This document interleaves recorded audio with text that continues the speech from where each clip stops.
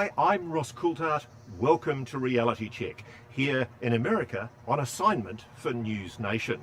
I've come here to Rocket City, Huntsville, Alabama, to the conference of the Scientific Coalition for the Study of UAPs. They're a bunch of scientists who believe it is possible to investigate the phenomena of unidentified anomalous phenomena. And they're going to hear me present the keynote speech this year at their annual conference. What could possibly go wrong? Here goes. I want to thank you all and welcome you to Huntsville, Alabama. We got a great conference for you here over the next couple of days. And with that, I would like to now introduce our keynote speaker. I have a few words I'd like to say about this gentleman who has traveled a great distance from long far away to be here with us this evening. I think most of you probably who have seen him on NewsNation, you know a little bit about Mr. Ross Coulthart. Ross is a multi-award-winning investigative journalist and author with over 3 decades of experience in newspapers and television, including reporting for Australia's Sydney Morning Herald newspaper, ABC TV's Four Corners, the 9 TV networks' Sunday program, and 60 Minutes. He currently works as a special correspondent for NewsNation, but he also contributes to the Australian 7 TV network's Spotlight Public Affairs program.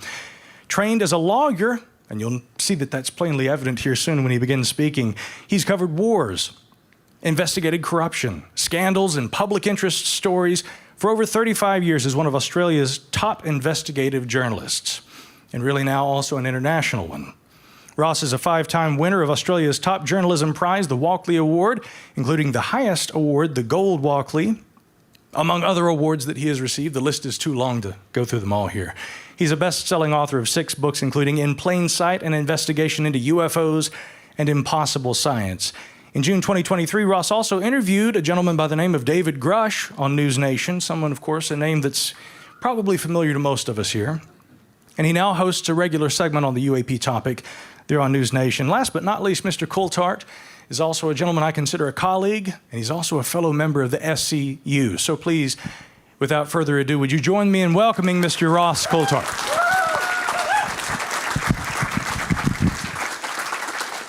Thanks very much. Thank you very much, Micah, and thank you everybody for having me here. It's an honour, and frankly, daunting to be invited as a journalist to speak to a room full of scientists. You know, I'm expecting to be thoroughly peer-reviewed and skewered by the lot of you.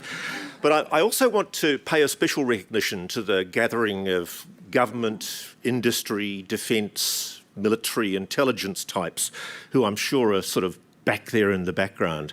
One of the things that I think makes this event very special is that it does offer a portal, a respected portal for that discrete nexus between the government, private aerospace and the scientific community to talk about a topic that, despite overwhelming admissions from the US government, I mean, frankly, it's a lay down misère that it's real, whatever it is, there's a there.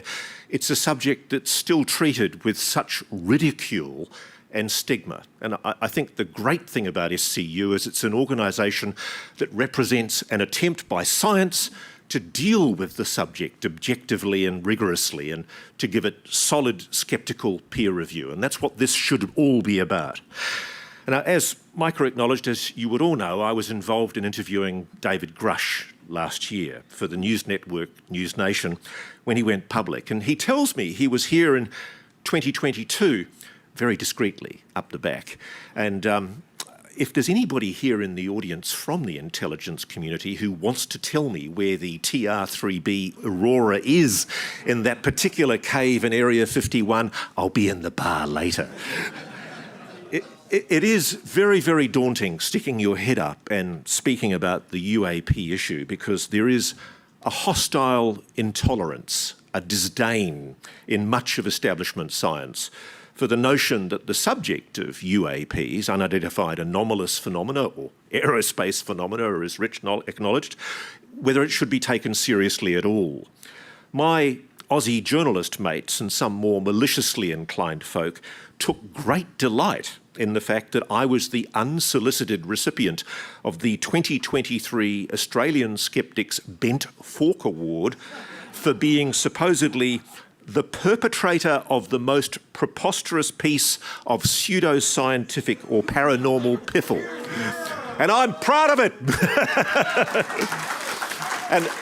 and this was all because the skeptics asserted dismissively I was claiming UFO conspiracies.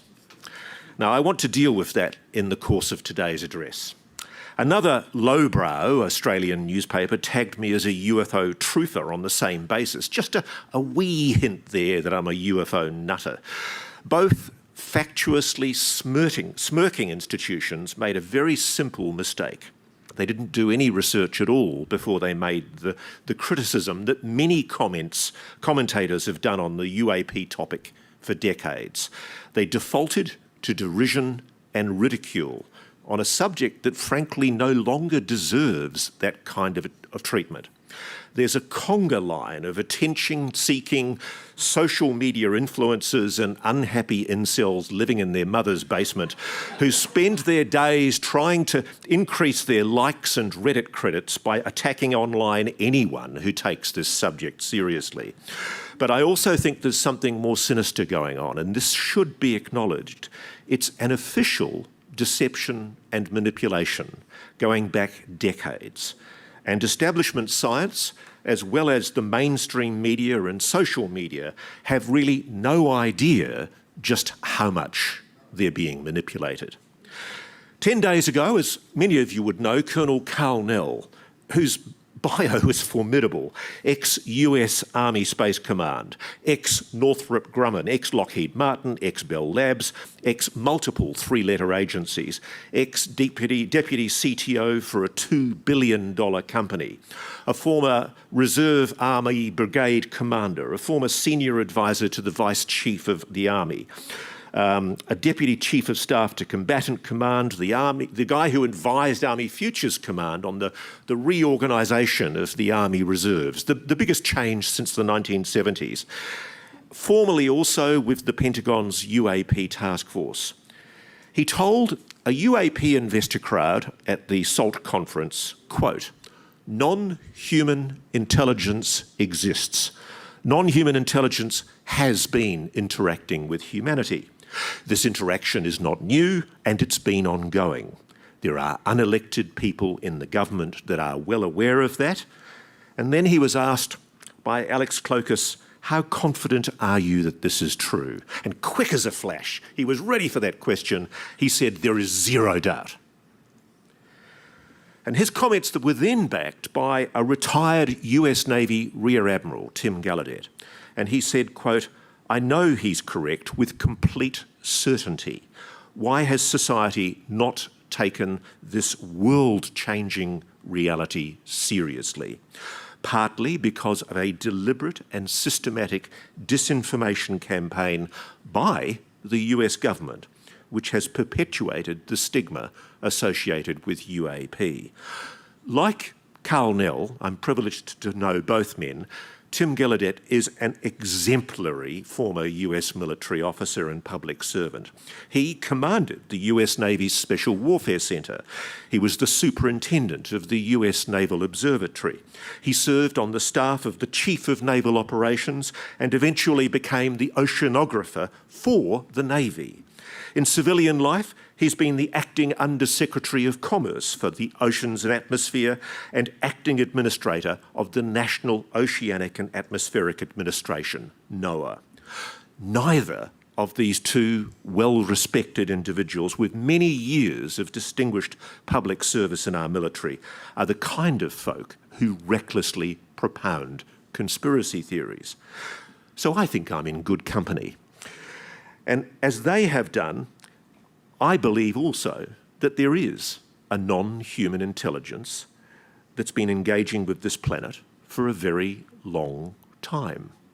Implausible as it may seem, to many, on the evidence that I've been shown by first-hand witnesses, I've been independently apprised of sufficient evidence to reach the conclusion that there is, as confronting as I find myself saying this, there is a very high likelihood that the United States and other nations, particularly China and Russia, have recovered NHI technology, non-human technology, including craft and biologics. Yes, aliens. And there is an ongoing secret Cold War to harness reverse-engineered scientific advancements from that technology. Big call, but what Carl says, what Tim says, I totally agree with it. And of course, the inevitable response from the critics, and it's understandable and quite reasonable to ask this question, is where's the evidence? On its face, asking for the public airing of evidence to back such an assertion about a secret UAP retrieval and reverse engineering program sounds perfectly reasonable, just as the scientific method demands empirical evidence to prove any hypothesis. We all want to see the data to back these extraordinary claims. We all want to know every bit of detail about this alleged secret program. Why is it secret? Who oversees it? Who knows about it? Does the president know? What crimes, if any, are being done in America's name without Congress being properly informed? Are there agreements? Is the Admiral Tom Wilson memo authentic? Did the boss of Lockheed Martin Skunk Works and two top Pentagon generals really tell Tom DeLonge, the rock star, it was the Cold War and we found a life form? I find that an incredible story. And the amazing thing is that whole saga is revealed in a WikiLeaks leak. Emails from a White House staffer recording the fact that senior Pentagon generals were having a conversation with a rock star prior to the Trump-Clinton election campaign discussing the possibility of disclosure. That's irrefutable evidence that requires investigation. And that's all I'm saying, I feel as a journalist, I'm obliged to do, to investigate it. If this is all true, it's indubitably a very cleverly kept secret. And as the gatekeepers well know, so much of that evidence, that data, is locked up in highly classified programs. Most of the people overseeing those programs, I know, have no idea what's behind it. And the best trick of all, until recently, has been the way we've allowed ourselves to be so brilliantly deceived. The novelist Margaret Atwood once wrote, "The best way of keeping a secret is to pretend that there isn't one." And that's what I suspect unelected officials chose to do with what we will call, euphemistically, the program. They very deviously convinced opinion leaders in politics and the media and their shills on social media for years that there is no secret, that everyone's come forward and deluded themselves, or that they're lying, that they've dreamt up a cock and bull story about recovered alien technology, and for reasons best known to themselves, they're destroying their reputations by coming up and promoting a wacky conspiracy theory. Believe me, this is not good for your career. But clearly, the insiders advocating disclosure know something. They're not legally allowed to tell us about it. And even if they want to, they can't. And what most of the commentators also fail to understand is that it's not the general public that has to be convinced. The American public, frankly, at the moment, is mostly irrelevant in this ongoing debate, except for the fact that you all vote. What matters most right now is that members of key oversight committees in Congress and the President and his National Security Committee wake up to the fact that this is real. It's a major public interest issue of concern, and they start doing the job that we entrust them to do. That's the only forum where the full story of the program can legally be investigated and exposed. And that is starting to happen. As we all know, there's a new attempt that's just come out in the last day for a new UAP disclosure bill. It's so important. So much of the evidence that would finally make Congress finally wake up to what's been going on is highly classified. It can't be discussed publicly by those who've been read into it. It's a very, very clever catch-22. What do people want Coulthart to do when they demand that he publicly reveal his evidence? He'd risk a prison term for revealing the classified details of what I'm absolutely certain he knows, if it's all true, of course. If it's all true, it's probably the biggest secret in human history. Clearly, Colonel Nell knows a lot more than he's letting on. And as David Grusch has explained, most of this program is hidden inside what are called waived, unacknowledged special access programs, WUSAPs. And they're funded by black budgets that are meant to be funding other defence projects. That's why David's pointing out that this is illegal. It's a breach of the accountability rules in Congress. Remember, last year, the Pentagon failed to properly account for an astonishing 63% of its $3.8 trillion of assets. That means 2.4 trillion of the public money spent on defence assets is unable to be accounted for because, according to the Government Accountability Office, quote, auditors were unable to obtain sufficient appropriate evidence to provide a basis for an audit opinion. This has been an issue for GAO since 1981. And yet for most of the media, it's a big yawn, hardly worth the story. If Congress just started asking questions about why the Pentagon can't balance its ledger, the secret would break wide open. What Coulthart, Tim Gallaudet, and the other high-profile commentators on the UAP issue, Lou Elizondo, Chris Mellon, Eric Davis, Hal Puthoff, Jim Lukatsky, Colm Kelleher, Kit Green, Jay Stratton, and David Grusch, what they're all constrained by, and the gatekeepers of this secret know this all too well, what they're all constrained by is the national security oaths they swore to protect. If what they say is true, then the irony is excessive government secrecy is being improperly exploited by the gatekeepers of this secret to conceal a national scandal from the Congress and the American public. These former defence and intelligence community insider commentators speaking out for UAP transparency, for your right to know, they're patriots.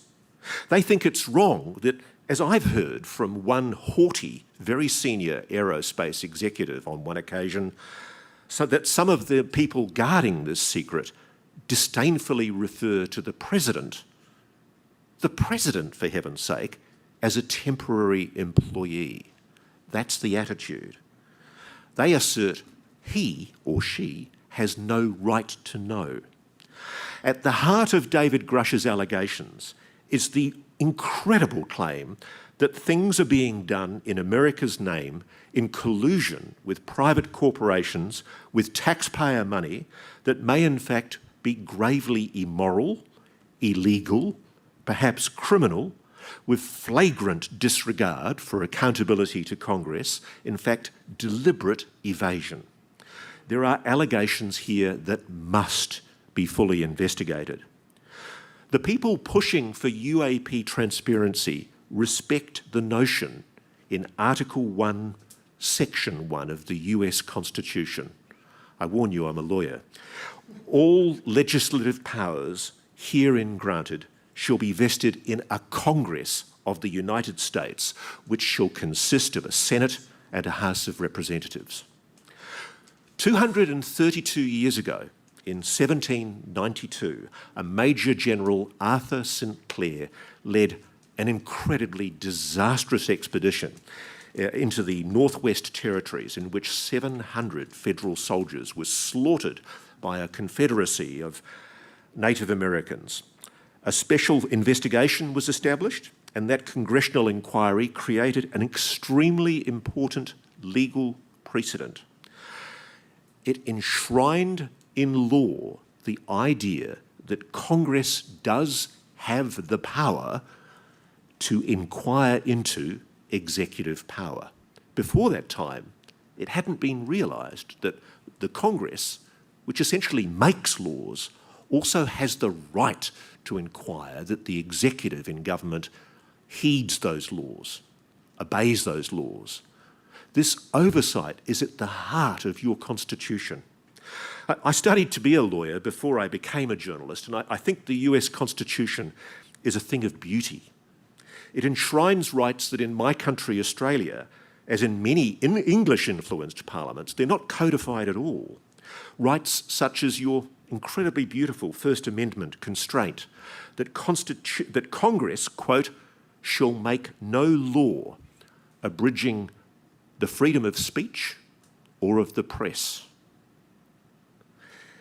My Australian Constitution does not explicitly protect free speech or freedom of the press. It's just implied, very, very weakly, in case law.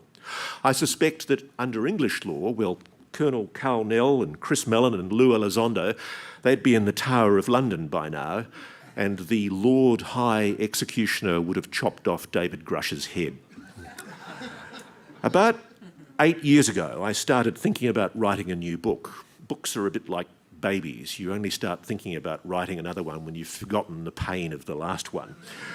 I've had a very interesting career so far in public affairs, TV, investigative journalism and broadsheet newspapers, and I started thinking about what was the subject that was the one that everybody told you shouldn't look at, the most stigmatised, the most taboo, but also the one that had the most obvious leads for investigation. And that story, of course, was UFOs, unidentified anomalous phenomena, UAPs as we call them now. There is no story more stigmatised in journalism. If it's covered at all, it's treated with ridicule and contempt. And I could never understand why, frankly.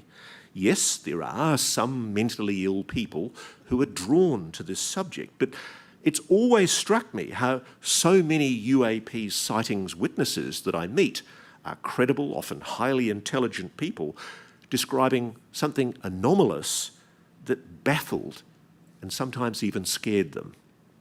Numerous times in the last few decades, in my career, I've taken calls from people, first-hand witnesses, telling me they've seen UFOs, UAPs. Many claimed to have seen intelligently controlled craft, clearly not human technology. And I have to admit, I treated them with ridicule, dismissiveness and stigma. I remember very early in my career, there was a woman who rang the news desk of the newspaper I was working for, and she said she'd seen a UFO while she was hanging out her washing on her washing line, and she'd run inside, grabbed her film camera and taken 3 shots, and she said she still had the film in the camera. And so I said, oh, that's interesting, bring it in. And so the photographic editor developed the film straight out of the camera as we all waited outside. And out he came with this huge big blow-up of a metallic disc hovering over this woman's washing line. And I freely admit I was a young buck in the newspaper and I was very excited, and I took it to my editor later in the day and I said, look at this, we've got a great story. And he scoffed and he said, Roscoe, we don't do stories about UFOs. And I said, why not? And he said, they're nonsense. And for days afterwards, I was doing little tinfoil hats on my desk, and you learned very quickly as a journalist, you don't cover this subject. And frankly, I found it perplexing because I'd found the woman credible. And time again in my career, I was given very clear indications that, contrary to that perception, this was something real. I was doing a story for an Australian public broadcaster on the Royal Australian Air Force, and I was with some very, very senior officers at the end of a day's filming. And after the second beer, one of them leaned across the table and said, why don't you chaps do stories about UFOs? And quick as a flash, I came back and I said, oh, because they're nonsense. And he said, no, they're not. And in the course of an evening, he was calling pilots across from all over the room in this officers' mess at an airbase and saying, tell them what you saw. And they're going, you sure, boss? And he goes, yeah, tell them. And all these pilots had seen these weird objects, and they were talking about them, and they were thrilled, almost relieved that they could talk to somebody like me about it. But would anybody go public about it and talk about it? No way. There was so much stigma. So I set out investigating UFOs, and one of the first things I did 8 years ago was read Nick Cook's excellent book, which I all commend to you, The Hunt for Zero Point, which frankly is the definitive beginning for me on the search and the explanation for what really lies behind this mystery. He's a respected aerospace journalist, Nick, and he began similar investigations to mine about a quarter of a century ago, with the premise that around 1956, a group of scientists and a group of aerospace engineers had started talking very openly in the popular press about anti-gravity, propulsion, and how it would soon become a reality. The G engines are coming, we were told. And those articles referenced the Glenn L. Martin Aircraft Corporation, Bell Aircraft, Lear Aircraft, and as Nick wrote, several other American aircraft manufacturers who would not spend millions of dollars, as they were, on researching science fiction. There was also mention of an elusive George S. Trimble, who was the head of advanced programs and vice president in charge of the G project at Lockheed Martin, which was at the time Martin Aircraft, but it later became Lockheed Martin. Back then, Trimble led Martin Aircraft's RIAS, the Research Institute for Advanced Studies, the predecessor to what became Skunk Works. And it was also clear Trimble had a background in highly classified advanced physics concepts. And Nick, to his enormous credit, pieced together that Trimble had put together a team in 1957 researching anti-gravity. And yet 2 years later, all these stories started appearing in the popular press where Trimble was making the extraordinary claim that the conquest of gravity, quote, could be done in about the time it took to build the first atom bomb. Now, there were also fascinating early references around this time in academic journals to electrogravitics research, tantalising suggestions from excited scientists that developments were underway in secret that had profound implications for the human race. Respectable scientific journals were referencing the work of Thomas Townsend Brown, claiming that in experiments which had been peer-reviewed, he'd achieved anti-gravitic effects cutting weights by as much as 30%. And one very interesting aspect of T.T. Brown's work was that when he'd arrived at the best shape for an anti-gravitic craft, intriguingly, it was disc-shaped. Yet that supposed scientific breakthrough didn't happen. It's never happened. And if you allow 5 years or so for an equivalent program to the atomic program, it should have happened in the early 1960s. And so Nick's book had left us with the tantalising probability that there'd been sometime in the mid-50s a breakthrough in anti-gravity propulsion that was quickly suppressed by the military or by the government. For a very brief moment, scientists had talked openly about it and freely about the dawn of a new age, huge implications for mankind. And then, bang, the door closed and everybody shut up about it. My dilemma as an investigative journalist was that, assuming such a secret program existed, how on earth could I possibly track down these scientists, private aerospace workers, military and intelligence officials who might be involved in such a program? And moreover, how could I make them receptive to a quiet chat? And how could I protect them as sources if they chose to speak to me? And I was only too aware of just how totally compromised modern communications are. I was involved in Australia in breaking a world exclusive story about the existence of a communications spying system called Echelon, where under the UKUSA agreement, the UK-USA agreement, in which Australia, the UK, the USA, New Zealand and Canada participate. There'd been a secret code-breaking agreement since the Second World War, but that had also morphed into a communications spying system, where quite literally we were tapping not only the undersea cables, we were also intercepting satellites and listening in randomly to communications and sifting through billions and billions of communications all over the world with this sophisticated computer system that could pick up not only words but even accents. And that revelation shocked me, that how wide open modern communications are. More recently, I did a story for Australian 60 Minutes about a breach in mobile phone security that still exists called SS7, Signalling System 7. The story was eventually run on CBS 60 Minutes here in America. And what that revealed is that there's essentially a hack built into mobile phones that allows anyone with knowledge of this hack to listen in to any call. And we demonstrated it on national television. So how could I communicate with these people without compromising them? I reached the conclusion that the only way to do it safely was to find out who they are and where they lived and write them a letter. And that's what I did. I wrote 160 plus letters and mailed them, and it took months, but I waited. So to figure out who I was writing to, what I did was I read, listened and watched pretty much everything I could that referenced this purported dark secret history of anti-gravity.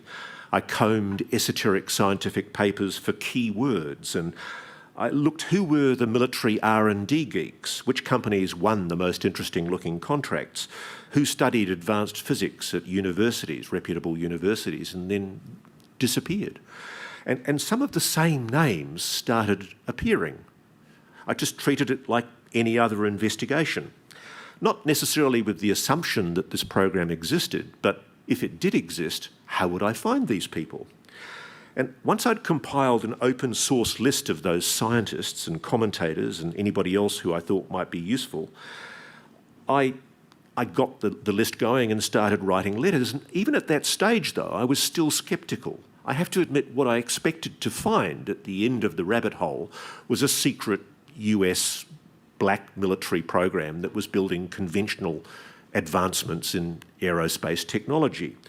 I figured it was a good story to blow all this UFO baloney out of the water. I was going into it with the full expectation it was complete nonsense. I started getting letters back, to my amazement, quite quickly, and a few of those who responded early on very sternly told me never to call them or write them ever again, which was quite instructive because I then realised who they were and where they were, and I started intensifying my focus on those particular institutions.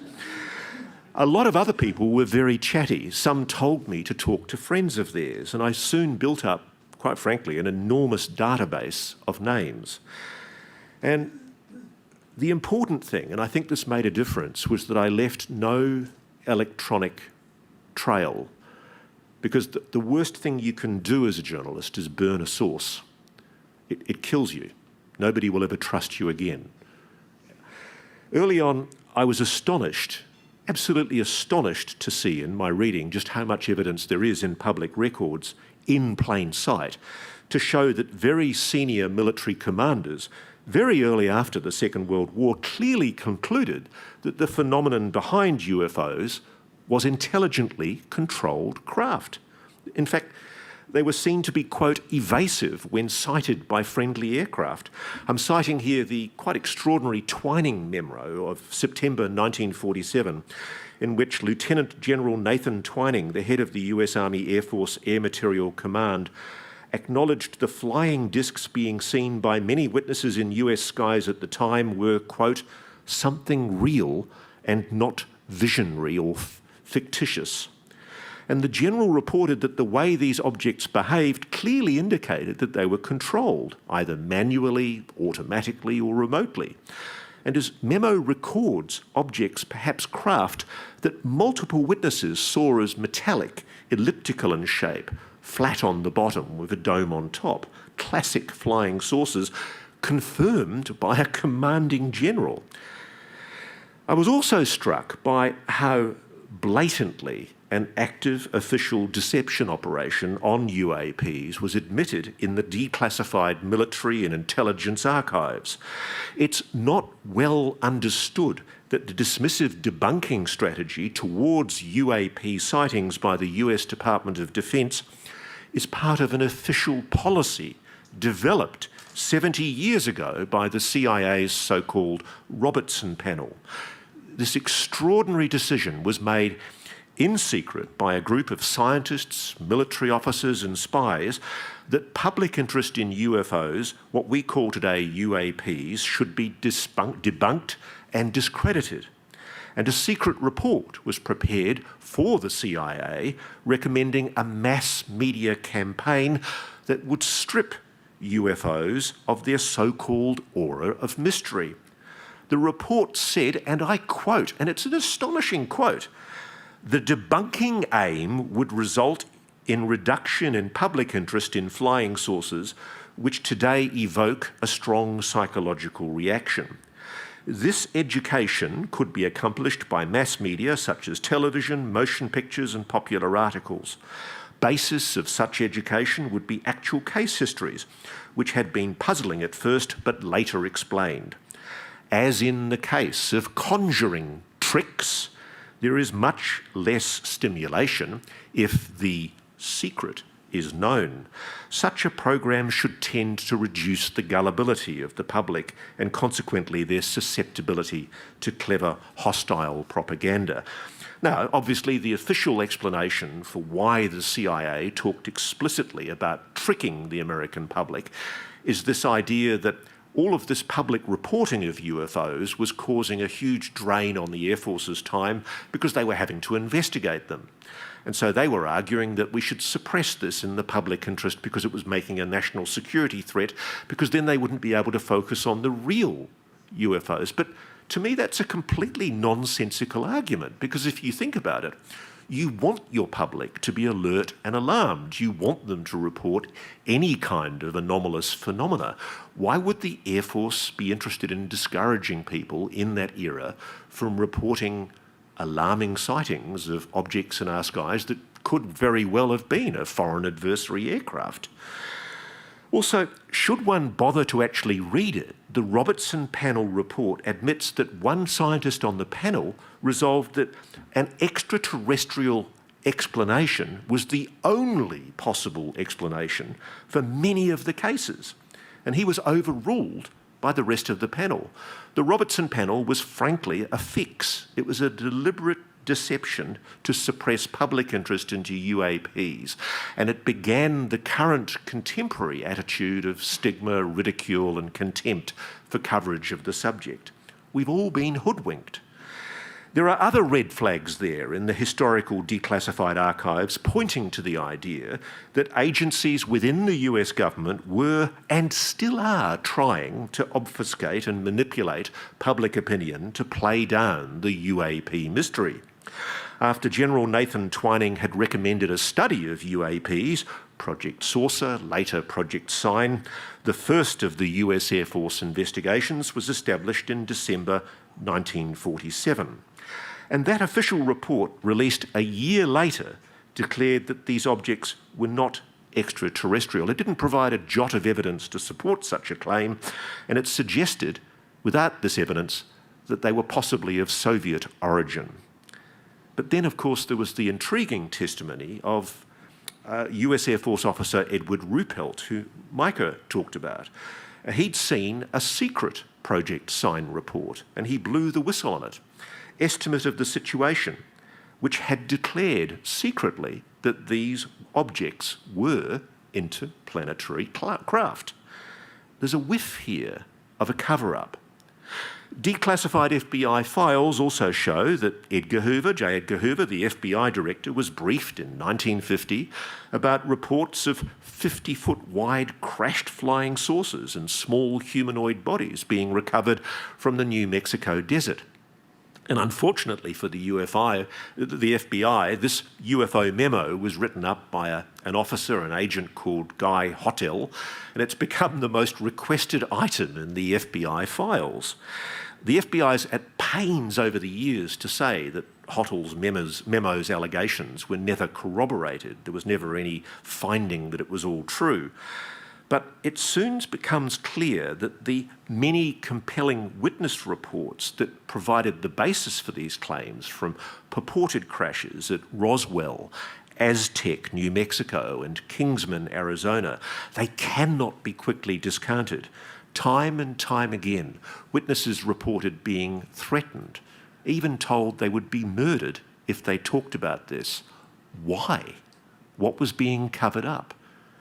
Even the Air Force couldn't explain the McMinnville case in 1950, when a guy called Paul Trent and his wife photographed a classic flying saucer-shaped object. And the Air Force tied itself up in knots trying to find an explanation, and they couldn't find one.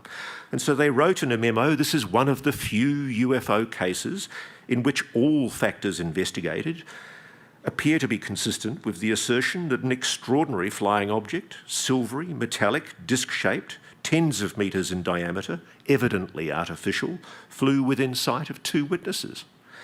And then there was Canadian scientist Wilbert Smith. I love this story, who managed to find people with apparent knowledge of the US secret program, including Robert Sabaka, a US scientist who'd worked for the US government's World War II Office of Scientific Research and Development, an eminent US scientist. And Smith declared in his once secret memo to the Canadian government not only that flying saucers exist, but this was the most highly classified subject in the US government, rating even higher than the H-bomb. He even outed Dr. Vannevar Bush as the head of the group running this secret program. And it makes sense because Bush was the presidential scientific advisor, the very, very first, during the Manhattan Project. And it's significant that neither the Canadian nor the US government have ever made any attempt to rebut Wilbert Smith's allegations. And moreover, before his death, Robert Sabaka, the US scientist who'd helped Wilbert Smith's investigations, actually admitted in a letter that he knew about the recoveries, note the plural, of flying saucer craft. And he described the extremely light and very tough materials that were recovered. He even talked about aliens that he said looked very like insects. And in his candid letter, he expressed his regret that this issue had been so highly classified and why the existence of these devices was so aggressively denied. It's going to be very interesting to see what the Canadian government's Sky Canada project, its report into more recent allegations of Canadian scientific collusion with the secret US UAP program finds when it's released later this year. I'm not holding my breath. What I should say is it's been suggested to me that I should investigate certain named Canadian scientists who've been working, I'm told, with the US government on retrieved non-human technology. And it's a secret that's being kept by faceless bureaucrats from the Canadian Prime Minister and the Defence Minister. I sure hope they're not going to try and cover that one up, because it's not going to go well. The official public line for 70 years has largely been that there's been nothing to this UFO nonsense. It's a line, sadly, pushed today by yapping, incurious lapdogs in the mainstream press. Recently, there's been a series of reports on UAPs, drones, if you believe the US Air Force. That's the new swamp gas. They're being routinely seen hovering with apparent impunity over nuclear and military installations, and I was surprised to see in the declassified historical archives considerable evidence showing there was grave concern about these exact same objects appearing in the 40s and the 50s over extremely sensitive US national security installations such as Los Alamos and Oak Ridge, where America was making the bomb. Scientists and military working there were seeing these objects frequently, and Air Force investigators admitted, quote, Here we run out of even blue yonder explanations that might be tenable, and we're left with numbers of incredible reports from credible observers. Something is monitoring our most secure national security installations. That's a scientific fact right now, as the US Air Force's own paperwork shows, and it's been going on for 7 decades. Why is it not recognised as way strange that the US Air Force today reluctantly admits a worrying pattern of ongoing UAP sightings over key US Air Force bases and nuclear installation sites, which are a clear and present national security risk, and yet it hasn't provided a shred of evidence to back up its weak claim that these are somehow drones from a supposed foreign adversary government. Drones that have been seen to hover in the air against the wind at extraordinarily high altitude for days at a time in remote oceans hundreds of miles offshore, miraculously avoiding capture by the most powerful military on the planet, that I remind people has spent tens of millions of dollars on developing anti-drone technology. For that matter, why is so much of what the government knows about the supposed balloon shoot-downs over the continental USA last year still so highly classified, especially that Alaska object, which I do believe was anomalous? Another sound reason to take this issue seriously is to look at the calibre of the former government officials who were coming out 70 years ago pushing for UAP transparency and suggesting that the government was hiding something. Carl Nell, Lou Elizondo and David Grusch have illustrious predecessors. The founder of NICAP, the US National Investigations Committee on Aerial Phenomena, was Thomas Townsend Brown, the chap I mentioned earlier. The founding director of the CIA, this is the one I love, Vice Admiral Roscoe Hillenkotter, a hugely experienced naval intelligence officer, a former commander of the USS Missouri. Within a year of leaving his CIA job, what does he do? He becomes a UAP transparency advocate. And then he was also joined by a top US Navy Rear Admiral, Delmer Farney. Why are they doing that? Why did Hillenkotter in 1960 become a UAP transparency and testify to Congress, quote, "It is time for the truth to be brought out in congressional hearings"? This is a former DCI. What truth did Admiral Hillenkotter know in 1960 from his time in naval intelligence and as the head of the CIA? The parallels today with that, with David Grusch, an exemplary intelligence officer entrusted with the highest presidential secrets, are extraordinary. While on NICAP's board, Hillenkotter and Rear Admiral Farney also publicly criticised the fact that many witnesses had stopped reporting their sightings to the US Air Force because of frustration that their investigations went nowhere. And does that sound familiar?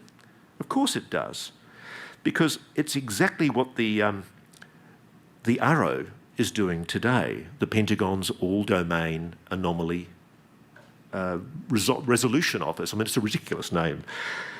There's also something that was done back then as well. When NICAP started attacking the US Air Force started attacking NICAP to try and discredit them. Sound familiar? Yet again, it's exactly what the Pentagon's been doing to Lou Elizondo and David Grusch, trying to discredit them with sly, malicious and deceitful leaks to selected tame media. Just like Grusch and co., former CIA Director Hillenkotter did his homework. He got hold of a leaked memo showing that while the Air Force was publicly debunking UAP sightings, in secret it was prioritising the monitoring of UAPs. Why was a supposedly fictitious phenomenon being secretly acknowledged in a memo as serious Air Force business? The simple fact is there's a hefty weight of declassified government files that prove the bleeding obvious, that sections of the US military and intelligence community know a hell of a lot more than they're letting on. My favourites are the discoveries in cables from, for example, the US Air Force attaché in Kabul, Afghanistan, reporting the discovery of a physical flying saucer 15 metres in circumference with thick, small glass windows. That doesn't sound like a satellite or space debris. And apparently the Russians beat the Americans to it. We don't know what happened to that object. There's also a heavily redacted CIA memo from 1968 describing a metallic disc-shaped object with a 6-foot base, 4 feet in height, that was found in a crater in Nepal. This is one of a series of documents that refers to a covert program known as Project Moondust, which it's long been suspected was involved in retrievals not only of foreign adversary technology, but also of non-human craft. And interestingly, in light of the fact that David Grusch acknowledged last year that there is an ongoing secret Cold War underway with our potential foreign adversaries over retrieved technology, the files suggest this isn't something new. And this is where things started to get interesting for me journalistically, because my first breakthrough in the program was actually an Australian alleged linked UAP retrieval. Details from an Australian Air Force photographer who some decades back was summoned by his commanding officer in Darwin and told he would be helping the Americans out with an unspecified overseas photography job. I've never spoken about this before, and I've got to be careful to protect my ongoing inquiries. This military photographer, though, was told that the job was very secret, and it was obvious the Australian commander had no idea what he was being asked to do. It was totally need to know. And strange as this request by a foreign military like America may sound, this is how Australia does things. We've been very much a servile, willing supplicant to American intelligence and British intelligence for many, many years. And a lot of the people I know inside Australian intelligence are rightly quite proud of some of the things we've done to help defend Western democracy. But we've also done some stupid things. And one of the things I covered and reported for Australian TV in 1994 was a huge expose about our secret service, ASIS, the equivalent of the CIA. And ASIS had people who did technical bugging and tapping. We were very good at it, and we still are. And the Brits asked if they could borrow one of our chaps. And without asking what it was for, only too happy to please, our government's intelligence service said yes, and they sent him off.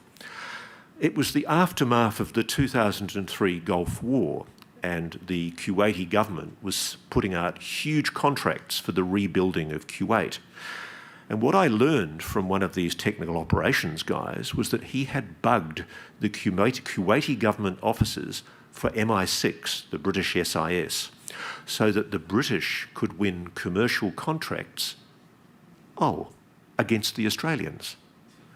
But it had been kept secret. And so when I finally broke the story, it emerged that neither the Defence Minister nor even the head of the Secret Service knew that their staff were being loaned out this way. And this is how plausibly deniable things have been done by America and by the UK for many years. And it's been an area of research for me as a journalist for a long time. And so I am about to tell you about an alleged Australian involvement in what I suspect was a non-human craft retrieval.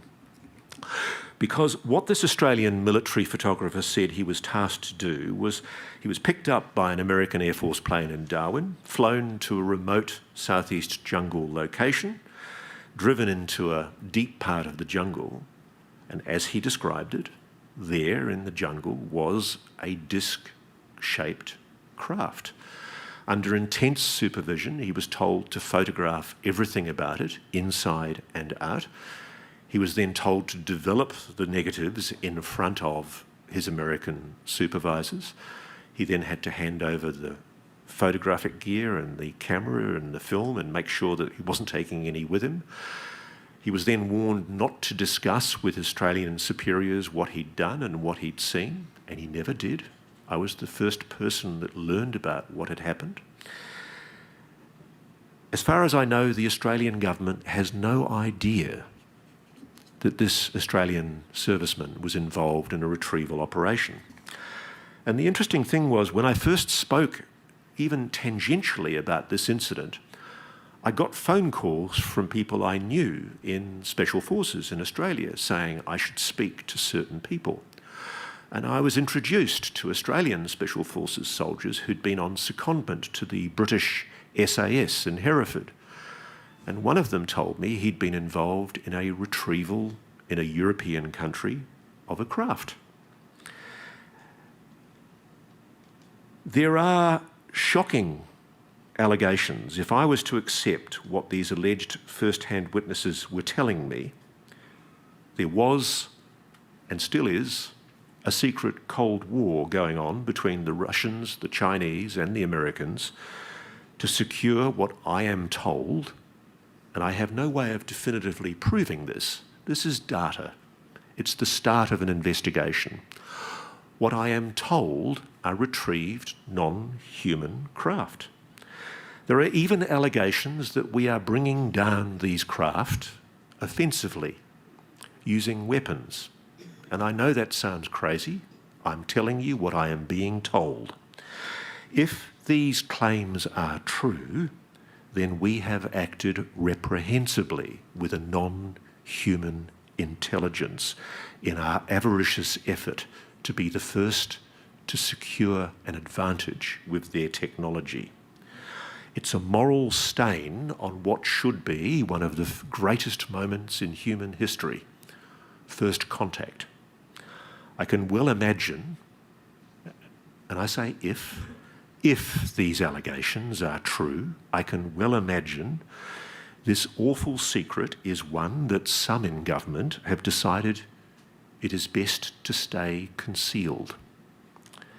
Now, I know what many of you are probably thinking. This is sci-fi nonsense, silly stories peddled by attention-seeking Walter Mitty's to a credulous and gullible journalist. That's what I thought. I was sceptical. I still don't know whether to believe it. I do fear I'm being fed disinformation, but I've heard now the same story from so many sources, I'm beginning to think it might plausibly have some truth to it. Then around this time in my research, a flood of letters started happening. It was first a trickle, then a flood. It took months for people to respond to my 160 plus letters. But after what I suspect was an agonisingly difficult decision for them to decide whether to engage, they did. And I began speaking to some extraordinarily clever, and I say this on their behalf, patriotic people. People who love their country, love and respect their constitution, honour their national security oath, but think you've got a bloody right to know about what they know. And I'm angry on their behalf. I will die in a ditch if need be, I'd rather not, to protect the anonymity of the sources I spoke to and am still engaging with. But one of them I can name, because he authorised me to. He called me on an open line out of the blue, and I could barely believe who he was. Because if I was to think of the one person who I wanted to speak to me, it was him. His name was Nat Kobitz. He was the US Navy's former long-time Director of Science and Technology Development, their chief R&D scientist, their chief geek, for many years, for over 30 years. He was a beautiful, wisecracking, 92-year-old Brooklyn Jewish scientist with a beautiful sense of humour. And sadly, when I caught up with him, he was dying from cancer. And fate dictated that I caught him at the perfect time. He was sitting in his Baltimore home, bored out of his brain, with too much time on his hands. And here was this Aussie journalist asking him about the work that he'd done as part of the greatest generation with the US Navy's R&D division. He was fiercely proud of what he achieved, and so he should be. And over several months, he finally opened up to me about what he was, on his own admission, read into. He was briefed on the program. And he told me that he had been read into a classified program involving retrieved non-human technology, recovered alien spacecraft. He eventually admitted that he was officially briefed that America had retrieved multiple non-human craft, and that he was aware there was a secret operation underway for decades, in his words, to undertake to reverse engineer them. He admitted that most of what he knew was effectively hearsay, although from some excellent official sources. This is something he'd been briefed into in his official capacity. He did admit that on one occasion he was flown to Wright-Patterson Air Force Base, literally taken deep underground, taken to a secure room and shown what looked like some kind of bulkhead from a craft which he believed was constructed in a way that defied conventional explanation. The craft's skin and inner bulkhead were composites bonded at an atomic level. He suspected it was non-human intelligence technology. But being the scientist he was, infuriatingly, he wouldn't say to me it was alien tech. He would just say it was something he had never seen that any human could make. Nat was a patriot. He was a decent, honourable public servant. He respected the fact that this program was being kept secret for a reason. But as a scientist, he also recognised that the American public, and especially Congress, had the right to know what was being done with taxpayer dollars. And he frankly told me that as far as he knew, there was no good justification for keeping it secret. So he never told me why he'd actually done this. But shortly after he passed from cancer in 2020, I started getting messages and calls. And it turned out he'd basically told people to get in touch with me. I found it very, very difficult to accept a lot of what they told me. I still do. I find it mind-blowing that I'm in this position as a serious insect journalist who spent his career investigating crime and corruption, that I'm on the edge of what is the most fringe subject in the world. But every single one of these people that Nat put me onto was talking about one thing: the program. A highly secret, very, very, very carefully compartmentalised retrieval effort of non-human technology craft, and an identically highly protected reverse engineering program being conducted in secret facilities across the United States. Retrieval teams rigidly compartmented. Operations absolutely need to know. Mind-boggling secrecy. Multiple sources have told me that there was a very clear threat made: if you talk about this, you will be killed. And there are allegations. David Grusch has made them as well. I have been told by multiple people that people have been murdered to protect this secret. Make of that what you will. As we all know, politicians, scientists, intelligence community and military whistleblowers are now openly accusing the US government of a massive, decades-long cover-up. They're suggesting the world has been egregiously misled in a deliberate disinformation campaign designed to suppress interest in a phenomenon that, contrary to its public position, the US has always, in fact, taken very seriously indeed. And throughout 2023, as we all know, there's been a determined effort by a bipartisan group of very senior US politicians to try and get legislation through the Congress to force transparency and disclosure provisions into America's annual defence budget. And what finally passed into law mandated some of what might help, a government-wide UAP records collection to be held by the US National Archives. But I don't expect for a moment that the agencies allegedly responsible for this massive cover-up are going to willingly hand over what they see as the crown jewels to temporary employees. That's the dilemma you face. It's not my problem. I'm not an American. It's up to you what you do about it. But I'm told this was hidden long ago in private corporate aerospace, in full anticipation that the day would come when Congress would start asking questions. A key provision in the bill that was proposed last year would have mandated eminent domain, the confiscation of UAP-related material, and it was struck down. But the mere fact that senior politicians like Chuck Schumer, the Senate Majority Leader, one of the most powerful people in the Congress, was prepared to put his name to a document in the Congress talking about the retrieval of non-human intelligence technology. We've passed a tipping point.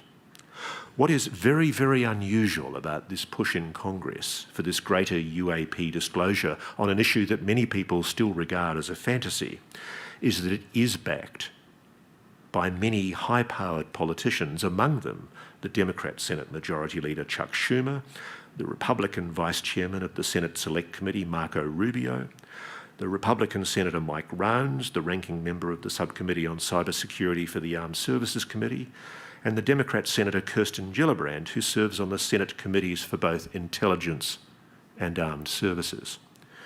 A previous highly respected Senate Majority Leader Harry Reid, the late Harry Reid, also played a huge role in pushing Congress to make these laws and to begin aggressively investigating what the government knows about UAPs.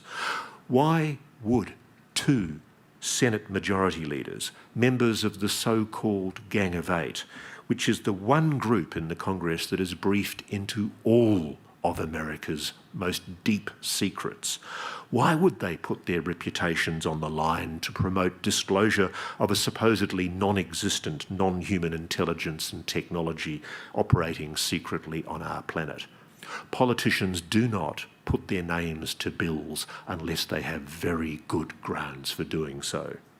And there are also lower house politicians pushing for public congressional hearings into UAPs, just as happened in the 1970s Watergate and Church Committee hearings, where whistleblowers would get their chance to testify under oath. And after the Pentagon's UAP Investigation Office, AARO, issued a report in February categorically denying the existence of illicit UAP efforts with retrieved extraterrestrial technology, Senator Gillibrand pledged that she wanted public hearings. She said it's definitely not case closed. Her comments and those of other politicians suggest Congress suggests something is being concealed on UAPs, and it's now determined to investigate. There are extraordinary allegations that have been aired. As we all know, in June 2023, almost a year ago, David Grusch went public with his allegations. He basically alleged on both the debrief and also on NewsNation with me that the US is running a secretive UAP retrieval and reverse engineering program, and that it is in possession of non-human technology, including craft, along with their dead pilots, biologics, yes, aliens. That's David Grusch's allegations. And he filed in 2022 a whistleblower complaint with the US Intelligence Community Inspector General. And this has been so misrepresented. Categorically, the US Inspector General of Intelligence and Security, he's the US Intelligence Community Inspector General. He deemed all of David Grusch's allegations, including his allegations of a retrieval and reverse engineering program, as urgent and credible. There's been an attempt to suggest that it was just in relation to his allegations of reprisals. That's not true. The Inspector General of Intelligence specifically found that it was an urgent and credible issue for investigation by the Congress, credible, that David Grusch had made an allegation of a secret retrieval and reverse engineering program. Think about that. That investigation's still ongoing. David also gave hours of classified testimony. And in a secure room for the Senate Select Committee for Intelligence, he named names. He gave locations. He's given Congress the names of he knows who are the gatekeepers. And he's made it very, very clear that he's detailed everything about what he knows about the program. He specifically gave evidence under oath, so he risks criminal prosecution if he's lied, detailing his allegations to the House of Congress Oversight Committee, explaining that his allegations were based on information he'd been given with individuals with a long-standing track record of legitimacy and service to their country, many of whom shared compelling evidence in the form of photography, official documentation, and classified oral testimony. Weigh that well. He also explained how he was tasked by the UAPTF director to identify all the special access programs and controlled access programs, the secret folders around which the secret has been kept, related to UAPs. And he said, I was informed in the course of my official duties of a multi-decade UAP crash retrieval and reverse engineering program to which I was denied access to those additional read-ons. He also alleged that the programs he uncovered were operating in breach of oversight rules that mandated Congress must be informed about all such secret programs. The US Defense Department has conspicuously not commented at all about Mr. Grusch or his specific allegations. They've used AARO, the Pentagon's congressionally mandated UFO investigation office, but AARO is only as good as the information that it's given and whether its leadership mandates a proper investigation. My impressions to date suggest that most witnesses with direct knowledge of the legacy retrieval and reverse engineering program wouldn't go within cooee of AARO, as we say in Australia. They just don't trust the Pentagon to investigate its own dirty secrets, which led to AARO declaring in a report earlier this year that it hasn't found any empirical evidence that any sighting of a UAP represented off-world technology or the existence of a classified program that had not been properly reported to Congress. It also went on to say that investigative efforts determined that most sightings were the result of misidentification of ordinary objects and phenomena. And then there was this line, which I just think is incredible. Although many UAP reports remain unsolved, AARO assesses that if additional quality data were available, most of these cases also could be identified and resolved as ordinary objects or phenomena. What sophistry! AARO is suggesting that it's able to declare, on its own admission, it has no evidence to back such a claim, but it's asserting that most of these other unsolved cases would be capable of prosaic explanation. I'm sorry, but such a contention is unscientific and it displays a lack of objectivity. How can you reach any conclusion until the empirical data has been collected and assessed? It's an express admission that AARO was prejudging the assessment. The report, frankly, was a total joke, and I know some AARO staff are extremely embarrassed by its findings.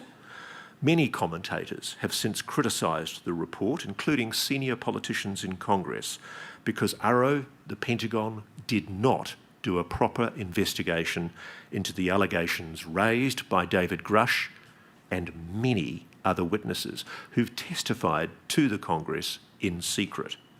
And conspicuously, this is so important, there has been no specific public response to David Grusch's allegations from the independent Office of the Director of National Intelligence, the ODNI. That's the independent intelligence czar that, since the catastrophic intelligence failures of 9/11, oversees and coordinates all US intelligence agencies. In fact, its annual report in 2022 appears to directly contradict AARO because it made the finding that UAP events continue to occur in restricted or sensitive airspace, highlighting possible concerns for safety of flight or adversary collection activity. It also said UAP pose a safety of flight and collision hazard to air assets, potentially requiring aircraft operators to adjust flight patterns in response to their unauthorised presence in the airspace, operating outside of air traffic control instructions and standards. And it also said UAP continue to represent a hazard to flight safety and pose a possible adversary collection threat. And then in December 2023, after Ohio Congressman Mike Turner led a push to block the key Schumer amendments that would have allowed whistleblowers to come forward and give evidence with more security to the Congress, the Senate Majority Leader Chuck Schumer, no less, spoke on the floor of the Senate, clearly angry, and he confirmed that he believed the US government was refusing to share information on UAPs with the American people. Senator Schumer said, UAPs are of immense interest and curiosity to the American people, but with that curiosity comes the risk for confusion, misinformation and mistrust, especially if the government isn't prepared to be transparent. The United States government has gathered a great deal of information on UAPs over many decades, but has refused to share it with the American people. This is the Senate Majority Leader saying this. This is wrong and additionally breeds mistrust. And this is the kicker paragraph. We have also been notified by multiple credible sources that information on UAPs has been withheld from Congress, which, if true, is a violation of laws requiring full notification to the legislative branch, especially as it relates to the 4 congressional leaders, the Defence Committees and the Intelligence Committee.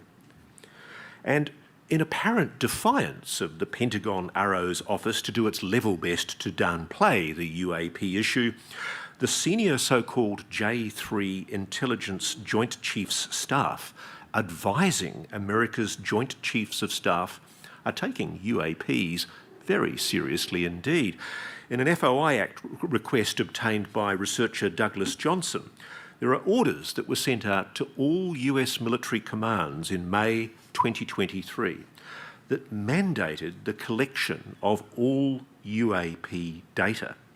It set out procedures for reporting and gathering data on contemporary military encounters with UAPs.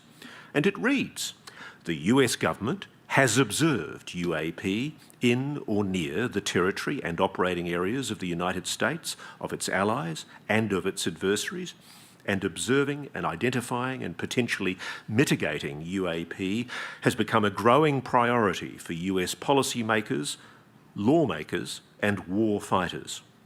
The potentially ubiquitous presence of UAP defines the national security implications of those anomalies, which range from operational hazards and threats to technological and intelligence surprise, to adversaries' strategic miscalculations. It is imperative that DoD provide UAP incident, incursion and engagement for the Department's detection and mitigation of potential threats, exploitation of advanced technologies, and informing policymaker and warfighter decisions. That is not a Pentagon that is disinterested in UAPs. And the explicit reference to the national security implications of those anomalies in the Joint Chiefs document puts the Pentagon's most senior commanders in apparent conflict with the bullshit report from their own UAP investigation office. It's history repeating itself. While one arm of the Pentagon publicly dismisses UAPs, it's behind the scenes being acknowledged as a grave national security threat. Now, you're probably getting very sick of listening to me by now. I sure am.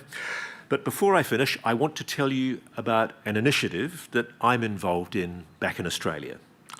The Non-Human Intelligence Research Institute, NHIR.org. It's been founded with the extremely generous support of an Australian neuroscientist and businessman called Dr. Anton Uvarov. It's the first organisation of its kind in the Australasian region. We plan to fund collaborative scientific research projects into unidentified anomalous phenomena. And we are very interested in funding generously collaborations with scientists worldwide. We're already working with Dr. Beatrice Villarol, who I know is presenting at this conference, to assist her superb research into so-called astronomical transients. Another planned project is the construction of absolutely state-of-the-art observation stations that will be placed in UAP hotspots. These will be mobile, using absolutely best-case, top-of-the-line technology. We hope they will collect extensive data on UAP. So if anyone here, or anyone watching, thinks they have a scientific project that might help us crack the mystery of UAPs, and you're interested in pitching for NHIR Institute's funding support, and I can tell you, Anton's deadly serious. He wants to support good science. Let's talk. We think it's time to stop waiting for governments to admit what they know. We plan to science the truth. There's a pile of my cards here. Don't hold back. Thank you very much.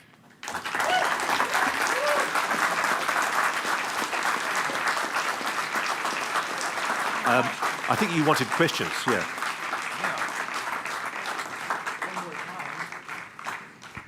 Yeah, one more time, Ross Coulthart. What an incredible way to kick off the 2024 AAPC conference. Now, we're going to do a few questions. I think we've got just enough time, don't we? We're a little behind schedule, but hey, he had a lot to say, didn't he? I'm so sorry if I wabbled on. Yeah. Now, with the questions, I do want to quickly say, and I'll say a little more about this later, that we're all using the Whova app. Most of you probably got emails about this with updates. It's probably the best way for you to include your questions, but there are also little cards on the table where you can do it the old-fashioned way, like Ross would do, right? Write it down and put it in the mail. So indeed, and that's obviously very effective. So if you'd like to write on your cards and pass those up to the front, I think that Rich and some of the folks are going to be helping to get those up here to me. I'm going to start, though, on a few on the Whova app, and I'm going to give you a little briefing tomorrow morning, by the way, about how that works. For the time being, let's kick off with this one, Ross. We have the following question. It seems that most people active in the UAP arena have given up on challenging the mainstream media's wholesale shunning of the UAP topic. Do you believe it's a lost cause, or do you, and they emphasize this, do you honestly think mainstream media can be brought around to cover the topic appropriately? You know what? I don't think mainstream media matters anymore. One of the things that I'm fascinated by as a journalist is I think I'm personally responsible for the decline of hot lead in newspapers, film in television. Every single thing that I've used to report in journalism has gradually gone defunct during my career. And of course, the real reason is because of the encroachment of the internet.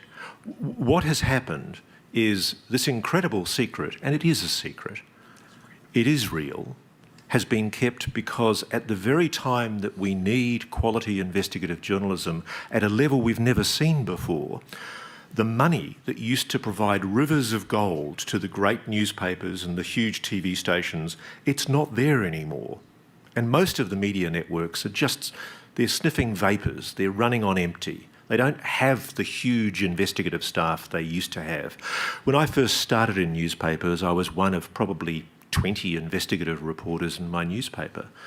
And now I'm often the only reporter doing investigative journalism in an entire TV network. There's no money anymore. And so when you go to a boss and you say, as I did once, I want to go to the United States and talk to a guy called Chris Mellon, who tells me that there's a really interesting story about UFOs. Not only did I meet with hostility to the whole idea because of the embarrassment about the stigma of UFOs from the boss of the program I was working for, it was also cost. These things cost money. Most of the people I've persuaded to talk, I've only persuaded them to talk by sitting down and talking to them. The process of travel, the process of exposition, that takes work. And that great era of investigative journalism, where great papers like the New York Times, the LA Times, the Boston Globe, I mean, it's a beautiful period in American journalism, but it's over. And it's why you're not seeing a lot of good quality journalism anymore on a lot of issues in the American media or in my media. And so I've given up lamenting the failure of mainstream media because it's not their fault. I've spoken to editors about this. A lot of my friends are now editors of major newspapers or TV networks, and they're pained by the fact that they don't have staff to deploy to go out and investigate stuff. But what is interesting, and I've learned this for myself, I put an interview up with Gary Nolan late last year, almost as a filler. Channel 7 said to me in Australia, look, if you've got any interviews you think are interesting that people might want to watch and we can put it up over Christmas. It's been watched nearly 3 million times. The last time anyone in the media had ratings of 3 million was probably 40 years ago. What's happening is media is moving online, and online is incredibly powerful. It's much more powerful than mainstream media.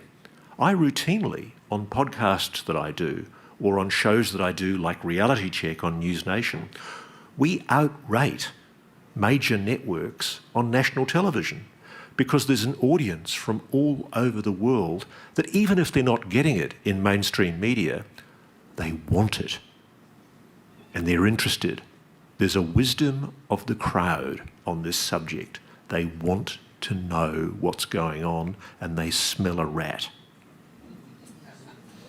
Indeed, well said. Here's another question. This comes, there we go. Yeah, we've got time for clapping. We've got a question that comes from here in the audience this evening. Ross, what does it mean for the Scientific Coalition for UAP Studies' methodical approach to characterizing UAP, the slow, steady, and empirical approach, in other words, the scientific method, and how long it often takes to evaluate things scientifically if what Ross describes turns out to be true? And I say if, I always concede there is the possibility that this is some incredible mass disinformation program, that the dozens of people I've now spoken to about this have been set up by, Office of OGA and the CIA or whoever. I doubt it. But what does it mean for science? What it means is we've just got to keep on digging. I mean, it's there. It really is. I mean, the incredible thing is I've had conversations with scientists in the program who are angry that they can't do what we're all doing here. sharing and discussing ideas, which is the fundamental idea behind good science, peer review.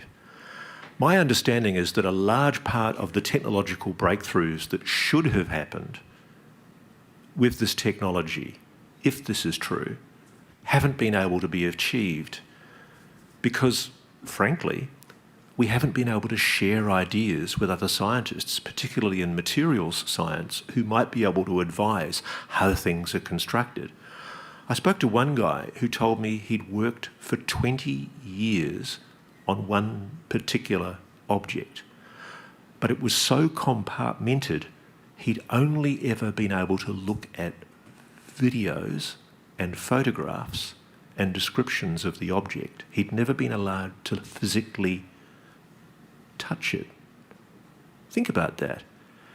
And every year he would come to his office, sit in that office, and he wasn't allowed to talk to the people in either office, either side of him, and discuss what it was that he was working on, and neither were they.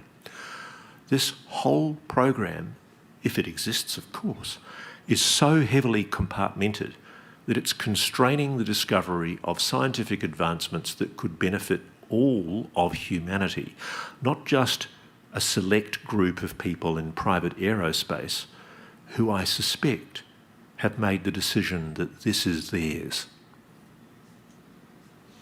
Our next question here, we're getting quite a few about some of the recent amendments and the bill language that's appeared actually fairly recently. This one comes from folks online. What are the odds that Congressman Robert Garcia's proposed amendments to Majority Leader Schumer's UAP legislation will face significant revisions or get gutted again before it passes? I think it will at the moment, because there is I don't know what it is. I mean, I love coming to America. I've come here pretty much every year, multiple times a year for the last 35 years. And I've seen a change. When I was a little boy, I loved the fact that there was this Apollo space program that had been achieved by this amazing country, America, that had made incredible technological achievements.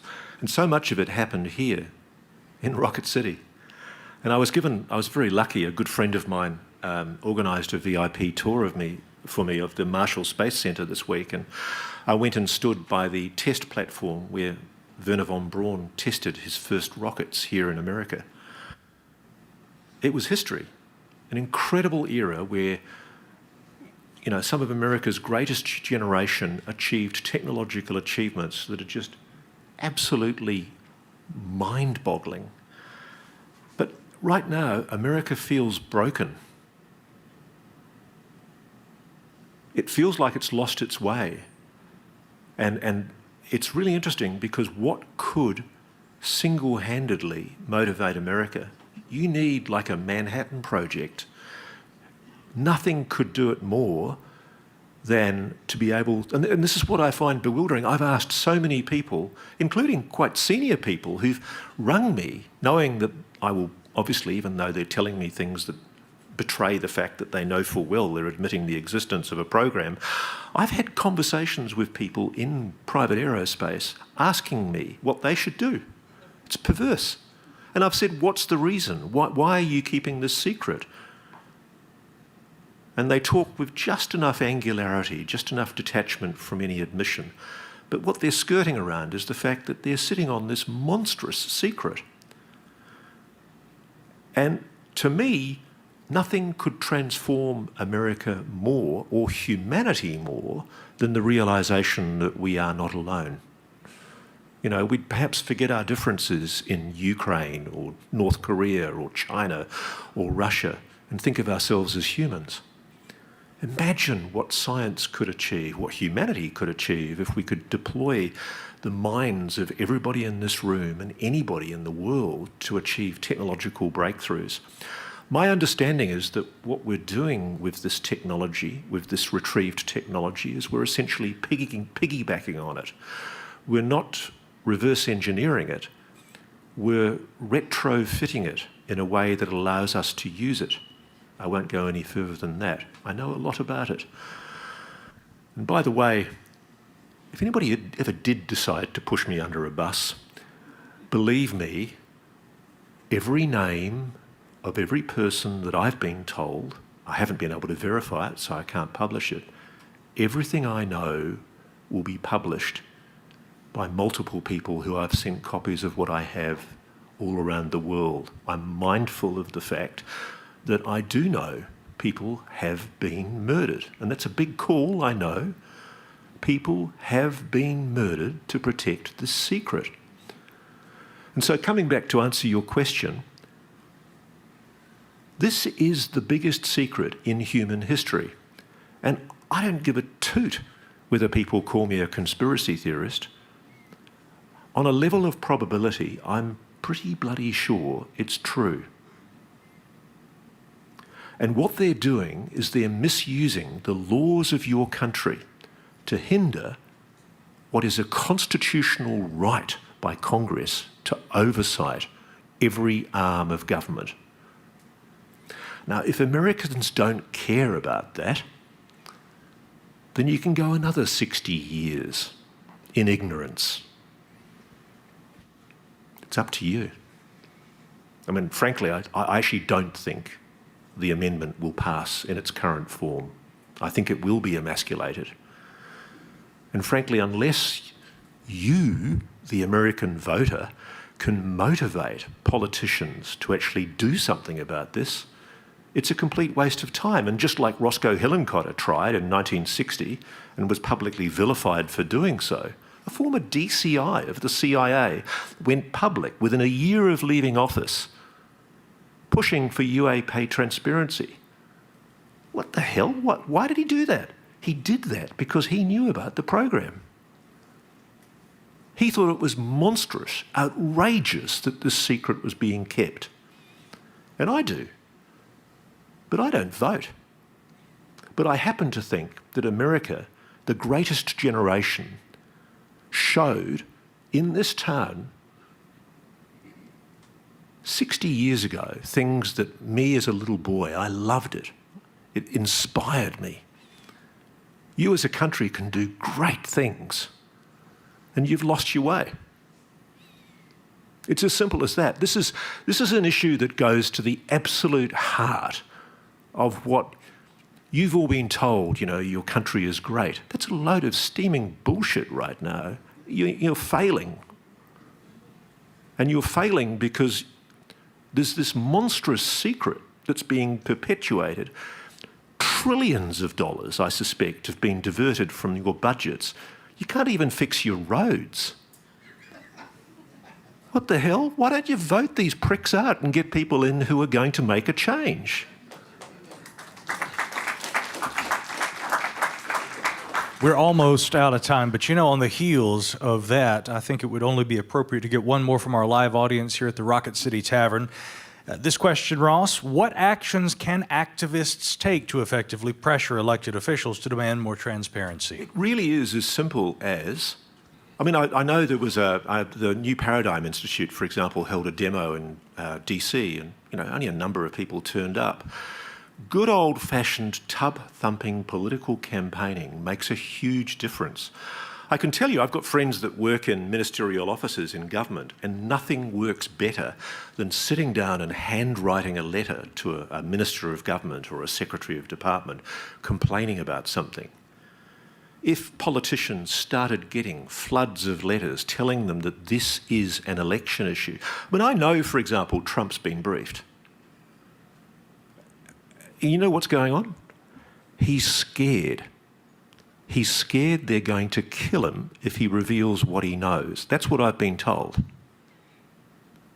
You have a situation where your potential president is terrified of speaking about the UAP issue because he's scared they're going to knock him. I'm not kidding you. I'm not making this up. This is serious. You know, you have a national scandal at the heart of this. It's not just about UFOs, it's about your country. It's totally screwed unless you resolve this issue. It should be the dominant political issue. If you can get this secret out, the world will change overnight. And I've heard that from people in the program. They're deeply, deeply angry that this secret is being suppressed. They see no good reason.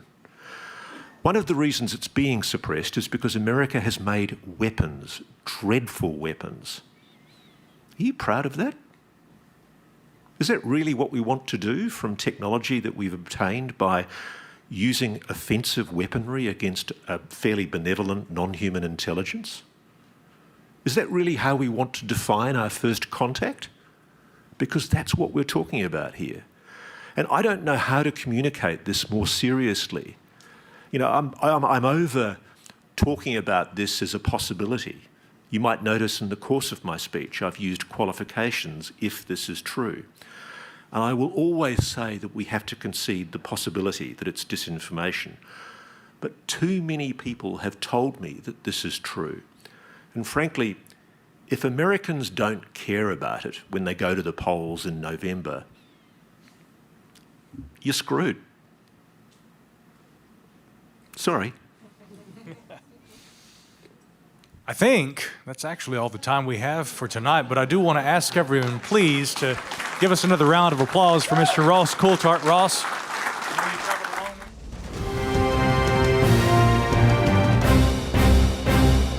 Welcome to Reality Check. I'm Ross Coulthart on assignment for NewsNation in America.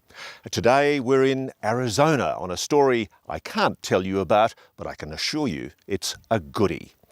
So back in November last year at the Seoul conference, I interviewed Tim Gallaudet, a former admiral in the US Navy and also an oceanographer with the National Oceanic Atmospheric Administration. He told me why he believes the UAP cover-up is real. So today, here's an opportunity for you to hear the full interview, including sections of the interview we recorded but couldn't air last year because of time. I hope you enjoy it.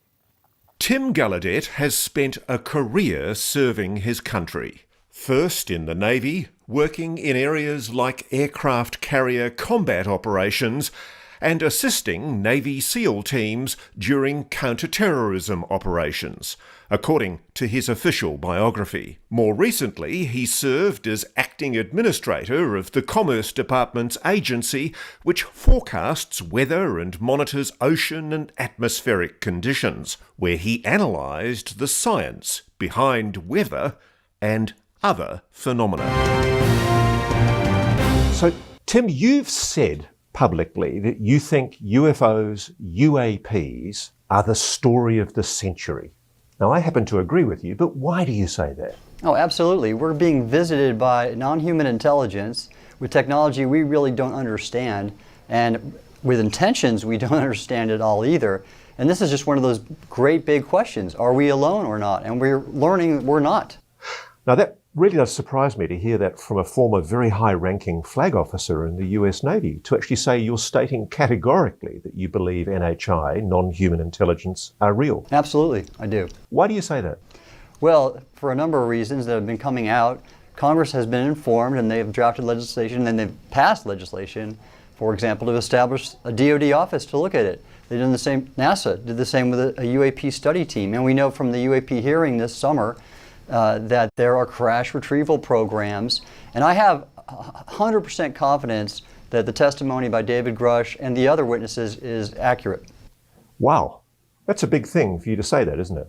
It is. It's astonishing. And that's why I wrote that article in The Hill. I don't understand why more people are not interested in this. I mystify the lack of intellectual curiosity. You know, the moment for me was the Schumer Amendment, when the Senate Majority Leader, Chuck Schumer, put into proposed legislation language referring to non-human intelligence over 20 times. Exactly. That's the statement. And Congress doesn't act at that level without information. Clearly, you believe there's a cover-up. Yes. Why are they covering it up? I mean, you're probably one of the more highly cleared public officials from the military, past serving, who's basically come out publicly and said, you think this is real. Why do you think there is this cover-up? What are they concealing? Well, sure. This is technology we're still trying to learn about, and it could give us an advantage in any military conflict. So that's a good reason to not disclose the nature of the technology. And I think for the foreseeable future, we don't want to release and disclose all of the technology that we've recovered. However, I think it's about time that we do disclose that we are in contact with non-human intelligence. That's what needs to be put out there in the public. You very prominently sat right behind Ryan Graves in the House Oversight hearing earlier this year. You made a point of being seen to support Ryan Graves, the former fighter pilot, David Fravor, the former fighter pilot, and David Grusch, the former Pentagon intelligence officer for the NGIA. Why did you take such a public position? Right. Well, all those officers are speaking out about the phenomena and the need to study it scientifically more and take policy measures. For example, Ryan stood up a nonprofit called the Americans for Safe Aerospace with a very worthy mission to release more information and get pilots to start reporting and really understand the nature of UAP for aerospace safety. That's a very worthy cause. Now, one of my jobs in the Navy, I was the chief meteorologist of the Navy at the time when Ryan was encountering the UAP off the U.S. East Coast. And when I saw that these were occurring, and I think people know that I received a secret email with the Go Fast video attached to it from my boss's operations officer, where I learned now that these were happening and occurring in training airspace and causing near midair collisions. So that safety issue is important, and I couldn't believe, well, I understood why, but the Navy didn't do anything about that, and then they actually pulled back that email from my computer on the secret network because of the classification issues that we were just talking about. Shouldn't there be, philosophically, shouldn't it be really important that somebody certainly at your level in the Navy be allowed to talk openly to your colleagues about the flight safety risks that these kind of things are posing? Absolutely. This is a safety issue. So why do you think they tried to suppress knowledge of that video? Well, it's the overclassification issue that we've touched on, that these UAP and the crash retrieval objects are classified, and it's really kind of a Cold War legacy of overclassification. Tim, I have to say, I think a lot of people sitting back home will be scratching their heads going, wow, a former flag officer in the US Navy, a former Rear Admiral, is talking about the existence of a non-human intelligence. They're probably baffled as to why you've reached that conclusion.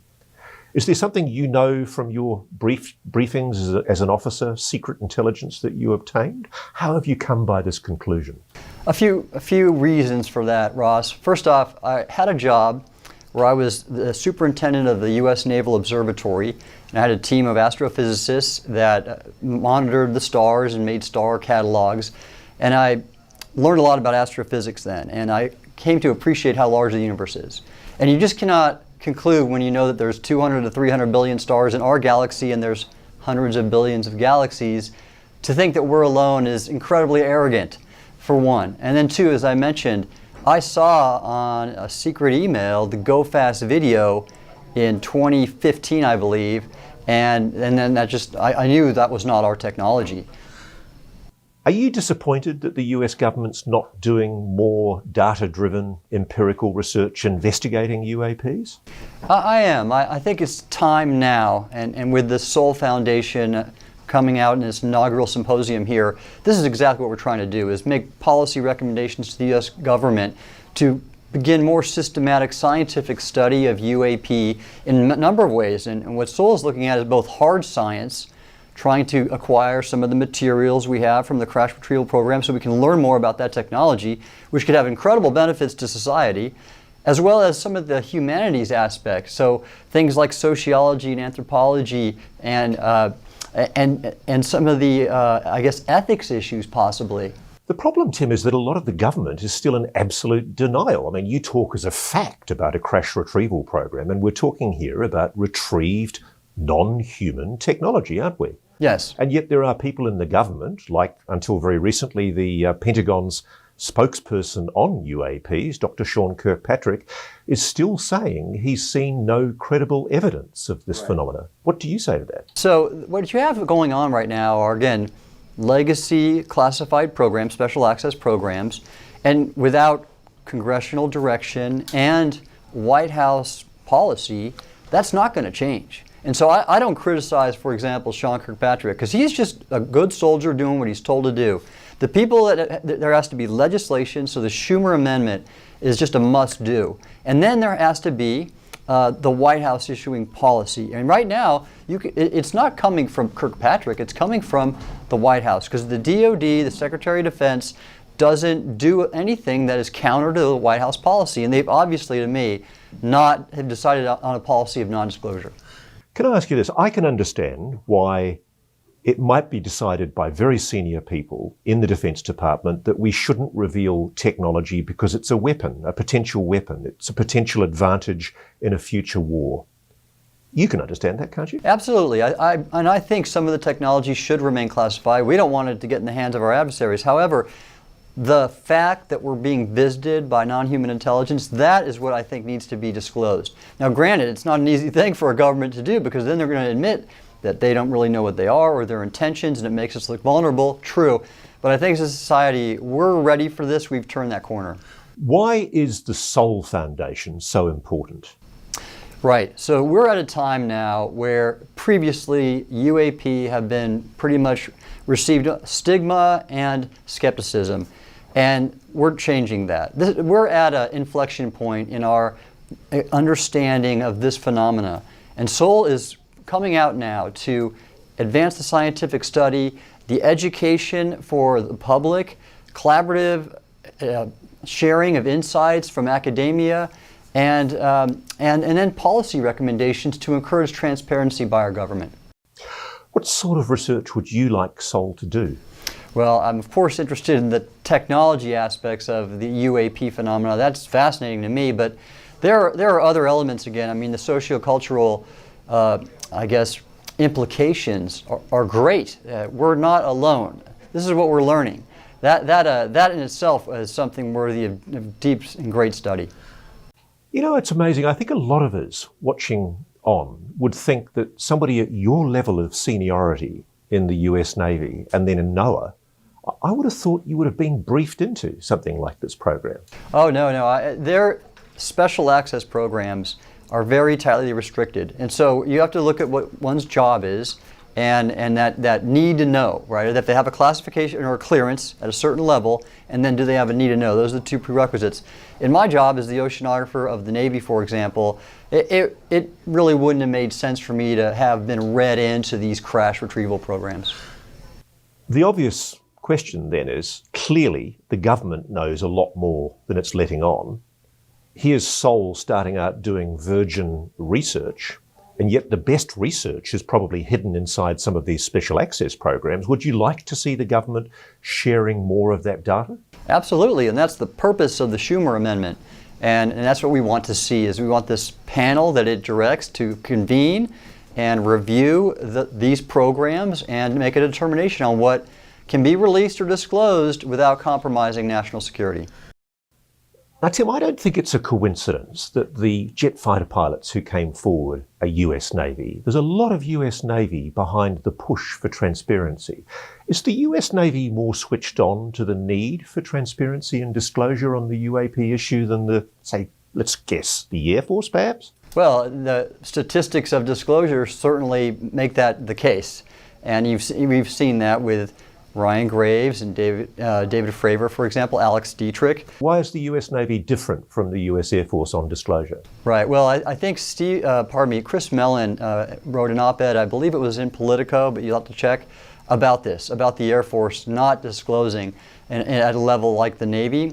And I'd speculate, but having been in the Navy for 32 years and knowing how the two services operate, I think it's safe to say there's the cultural differences. You have a service culture in the Navy that is about going out to sea at ships and having to make decisions on your own without higher headquarters permission. Whereas the Air Force, being located at bases primarily, and many of them are in the U.S., there's more of a hierarchical mindset. And so they are just afraid to basically make a bold statement about what they know. So it's official. Sailors are more honest than flyers. I don't know about honesty, but I'll say they're less risk averse. Tim Gallaudet, thanks very much. Thank you, Ross. Thanks for watching. Go to joinnn.com to find NewsNation on your television provider. And please don't forget to click that red subscribe button to ensure you get more of NewsNation's unbiased and fact-driven news coverage.